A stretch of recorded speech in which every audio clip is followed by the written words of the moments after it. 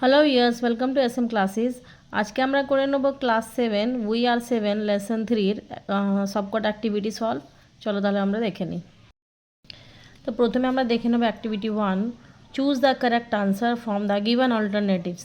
তো আমাকে এখানে কিছু অপশানস দেওয়া আছে, তো প্রশ্নটা পড়ে আমাকে সঠিক উত্তরে টিক দিতে হবে। The little girl whom the poet met was, ছোট মেয়ে যার সাথে কবির দেখা হয়েছিল সে ছিল 7, 8, 9 ইয়ার্স ওল্ড, 7 বছর, 8 বছর নাকি 9 বছরের। তাহলে আমরা জানি কবিতা পড়ে আমরা জেনেছি যে তার বয়স ছিল 8 বছর। দ্য গার্ল লস্ট, মেয়েটি হারিয়েছিল 2 ব্রাদার্স, দুটো ভাই, 2 সিস্টার, দুটো বোন, আ ব্রাদার অ্যান্ড সিস্টার, এক ভাই এক বোন, তাহলে এটা হবে আ brother and a sister. The distance between her house and the burial ground was only, তো দূরত্বটা ছিল তার বাড়ি থেকে সমাধিক্ষেত্র যে দূরত্বটা ছিল ওটা কতটা ছিল? 12 স্টেপস, 10 স্টেপস না কি 6 স্টেপস, এটা হবে 12 স্টেপ, 12টা পদক্ষেপ। Identify which of the following statement are true and which are false. তো আমাকে এখানে কিছু সেন্টেন্স দিয়ে দেওয়া হয়েছে, তো এগুলো পড়ে বুঝতে হবে যে কোনটা ট্রু আর কোনটা false. Give a supporting statement for each of your answer, তো প্রত্যেকটার জন্য একটা আমাকে সাপোর্টিং স্টেটমেন্টও এখানে দিতে হবে। চলো আমরা দেখে নিই। The little girl was good looking, তো মেয়েটিকে দেখতে খুব সুন্দর ছিল, হ্যাঁ ট্রু। তার জন্য আমরা সাপোর্টিং স্টেটমেন্ট দিয়ে দেবো her beauty made me glad, তার সৌন্দর্য দেখে আমি খুব আনন্দিত হয়েছিলাম। 5 or her brothers and sisters were dead, 5 ভাই বোন মৃত মরে গিয়েছিল, তাহলে এটা হবে false. 2 of us in churchyard lie, ওদের মধ্যে দুজন চার্চয়ার্ড হচ্ছে যে ওই যে গির্জার সামনে যে সমাধিক্ষেত্রটা থাকে তাকে চার্চয়ার্ড বলা হয়, তো ওখানে শুয়ে আছে, এখানে 2 দেওয়া আছে, তাহলে এটা ফলস হবে। Graves were covered with green grass, যে সমাধিগুলো ছিল সেগুলো সবুজ ঘাসে ঢাকা ছিল, এটা ট্রু হবে। This graves are green they may be seen, তো যে গ্রেভগুলো ছিল সেগুলো সবুজ হয়েছিল কিসের জন্য? ঘাসের জন্য। দে মে বি সিন, যেটা আমরা দেখা যাচ্ছিল, যেটা আমরা দেখতে পাচ্ছিলাম। তারপর অ্যাক্টিভিটি 3তে দেখো, এখানে আমাকে poem that rhyme with the given words, তো এখানে আমাকে কয়েকটা ওয়ার্ড দিয়ে আছে রাইমিং ওয়ার্ডস, উচ্চারণ একই হবে, পোয়েম থেকে নিয়ে আমাকে সেটা লিখতে হবে, যে যেমন curl, girl, head, dead, air, hair, clad, glad, B, C, tell, dwell, laid, made, heaven, 7। এবার দেখেন activity 4, answer the following question, এইখানে আমাকে কোয়েশ্চেনের আনসারগুলো লিখে নিতে হবে।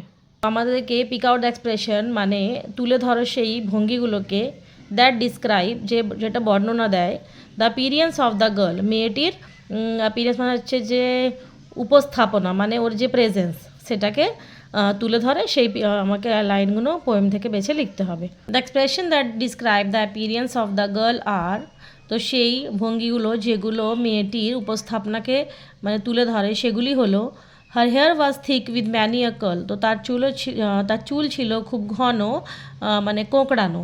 That cluster mount her head, যেটা তার মাথার ওপর দিয়ে কুণ্ডলি পাকিয়ে কুণ্ডলির মতন পাকিয়ে পাকিয়ে যাচ্ছিল।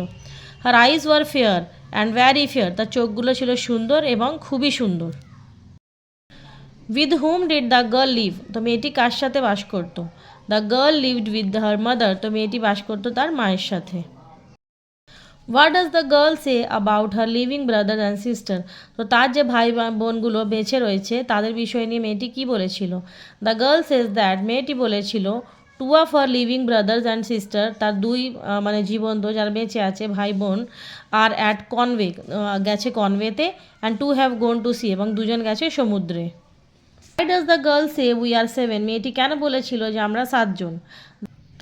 The girl is quite simple and innocent, মেয়েটি ছিল খুবই সাধারণ এবং সরল।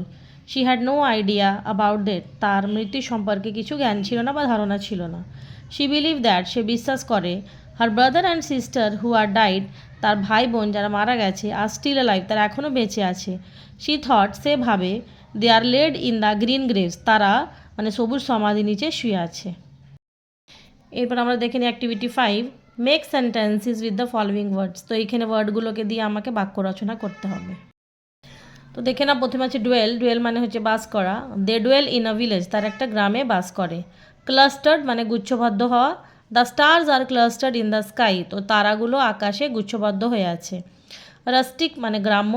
The girl had rustic look, মেয়েটিকে খুবই গ্রামীণ মতন দেখতে বা সাধারণ একদম গ্রামীণ লোকেদের মতো দেখতে। গ্রেভ মানে হচ্ছে সমাধি, there were grass on the grave, তো সমাধির ওপরে অনেক ঘাস ছিল। Maid, the maid is very beautiful, maid মানে হচ্ছে ছোট মেয়ে, তো ছোট মেয়েটি ছিল খুবই সুন্দর। তারপর দেখেন activity 6, make sentences with the following pair of homophones. Homophones হচ্ছে যে মানে উচ্চারণটা সেম হবে কিন্তু দুটোর মিনিং আলাদা হবে বা দুটোর স্পেলিংও আলাদা হবে। তো দুটোকে আমাদের আলাদাভাবে বোঝানোর জন্য ওদেরকে আমাদের অ্যাজ এ সেন্টেন্স ইউজ করতে হবে। মেট, MET মেট মানে হচ্ছে সাক্ষাৎ হওয়া। আই মেট হিম ইয়েস্টারডে, আমার কাল তার সাথে দেখা হয়েছিল বা সাক্ষাৎ হয়েছিল। মেট মানে সঙ্গী, শি ইজ মাই ক্লাসমেট, সে আমার ক্লাসের সঙ্গী বা শ্রেণীর সঙ্গী। হেয়ার মানে চুল, শি হ্যাজ লং হেয়ার, তার চুলগুলো খুব লম্বা।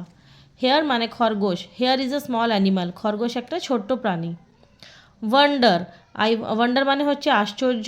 I wonder to see her behaviour, আমি তার ব্যবহার দেখে খুবই অবাক হয়েছিলাম। ওয়ান্ডার মানে ঘুরে বেড়ানো। She likes to wander in the field, সে মাঠে ঘুরে বেড়াতে পছন্দ করে। টু মানে হচ্ছে দুই।